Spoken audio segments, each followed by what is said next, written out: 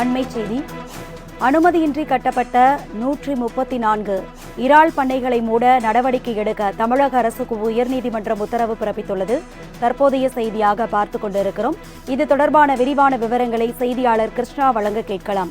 கிருஷ்ணா, விவரங்களை பகிர்ந்துக்கங்க. வணக்கம். திருவள்ளூர் மாவட்டம் கும்மிடிப்பூண்டி தாலுகாவில் சட்ட விதிகளுக்கு முரணாக உரிய அனுமதியை பெறாமல் செயல்பட்டு வந்த இறால் பண்ணைகளை மூடும்படி மீன்வளத்துறை உதவி இயக்குநர் கடந்த 2018ஆம் ஆண்டு ஒரு உத்தரவை பிறப்பித்திருந்தார்.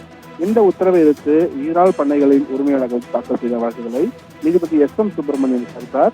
மத்திய அரசின் கடலோர மீன் வளர்ப்பு ஆணை சட்டப்படி கடலில் இருந்து 2 கிலோமீட்டர் தூரத்துக்குள் தான் இறால் பண்ணைகளை அமைக்க வேண்டும் என்று கூறப்பட்டுள்ளதாகவும், மனுதாரர்களின் இறால் பண்ணைகள் 2 கிலோமீட்டர் தூரத்துக்கு அப்பால் அமைக்கப்பட்டுள்ளதாகவும், உரிய அனுமதிகளை பெறாமல் அமைக்கப்பட்டுள்ளதாகவும் கூறி அதனால் அந்த பண்ணைகளை மூட உத்தரவிட்டதாகவும் அரசு தரப்பில் விளக்கம் அளிக்கப்பட்டது. மேலும் தமிழகம் முழுவதும் 2709 இறால் பண்ணைகள் உள்ளதாகவும், அவற்றில் 2227 பண்ணைகள் மட்டும் பதிவு செய்யப்பட்டவை எனவும், 348 பண்ணைகளின் அனுமதி கோரிய விண்ணப்பங்கள் பரிசீலனையில் உள்ளதாகவும், 134 பண்ணைகள் சட்டவிரோதமாக செயல்பட்டு வந்தது கண்டறியப்பட்டு தென்மண்டல தேசிய பசுமை தீர்ப்பாயத்தின் உத்தரவின்படி நடவடிக்கை எடுக்கப்பட்டு வருவதாகவும் விளக்கம் அளிக்கப்பட்டது.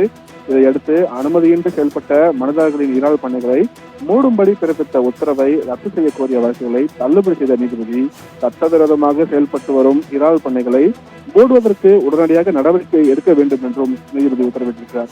அதே போல சட்டவிரோதமாக இறால் பண்ணை நடத்தியவர்களுக்கு எதிராக 6 வாரங்களில் வழக்கு பதிவு செய்ய நடவடிக்கை எடுக்க வேண்டும் எனவும் நீதிபதி உத்தரவிட்டிருக்கிறார். இந்த காலக்கெடுவுக்குள் நடவடிக்கை எடுக்க தவறிய அதிகாரிகளுக்கு எதிராக ஒழுங்கு நடவடிக்கை எடுக்க வேண்டும் எனவும் அரசுக்கு நீதிபதி உத்தரவிட்டிருக்கிறார். அரசு.